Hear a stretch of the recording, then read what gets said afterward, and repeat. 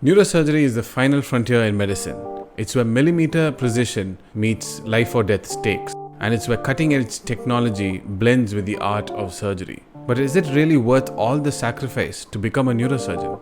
I'm Dr. Adrian, I'm a final year neurosurgery resident, and in this video, I'm going to help you decide on whether to do neurosurgery. So let's go.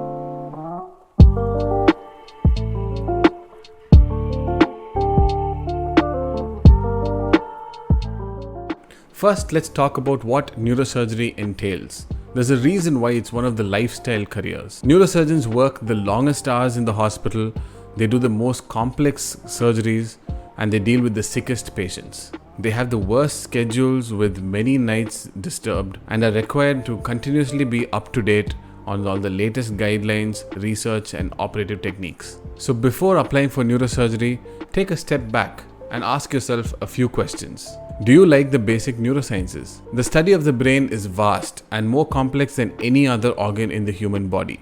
Entering this field means that you'll have to develop an in-depth knowledge on neuroanatomy, neurophysiology, and all the other subfields, and keep updating this knowledge well after your residency. If you don't enjoy reading neuroscience, you won't enjoy neurosurgery. How good is your three-dimensional reasoning? Neurosurgical procedures require a high spatial intelligence. Based on your experience in the anatomy lab or while assisting surgeries during your internship, you should be able to gauge whether you have a good three-dimensional intelligence. And most surgeries are done under the microscope. Fine motor skills and coordination is an essential skill for all neurosurgeons. Understanding your own skills can help you make your decision. Do you have the stamina to stand for long hours in the OT? Most neurosurgical cases do take a long time, sometimes even 12 to 16 hours. Even if you're currently not fit, if you do have the willingness to build up that stamina over time, I think that's fine. Do you have the mindset of a neurosurgeon?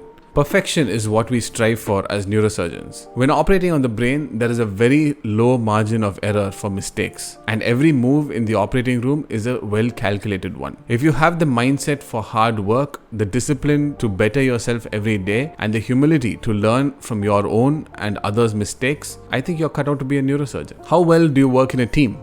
During training, you're gradually given more and more responsibilities, and by the end, you are supposed to take leadership roles. Leadership skills and communication skills are an integral part of being a neurosurgeon. How resilient are you emotionally?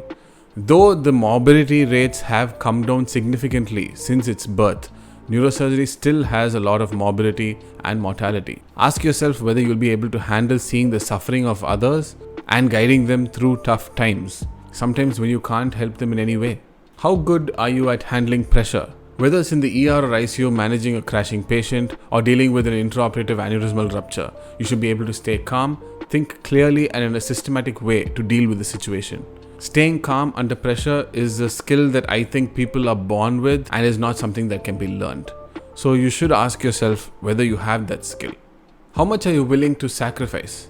Neurosurgery residency is very time consuming. You'll be scrubbed in for long surgeries, you'll have to see patients between those surgeries, and just when you think you can go home, you'll be back in the OT for an emergency decompression. On top of that, you'll have to read up on the cases that you saw on that day, you'll have to prepare for the surgeries that you're going to be doing the next day, you'll have to sacrifice hobbies, family time, and a lot of things that you hold dear. You have to ask yourself, is it really worth it?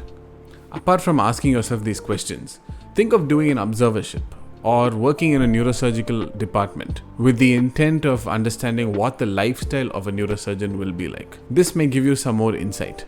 Speaking of insight, I think the most important cognitive skill that a person can have is insight. Understanding yourself, understanding your own skills, what you are good at, what you excel in, what are your weaknesses, and what would you want in the future.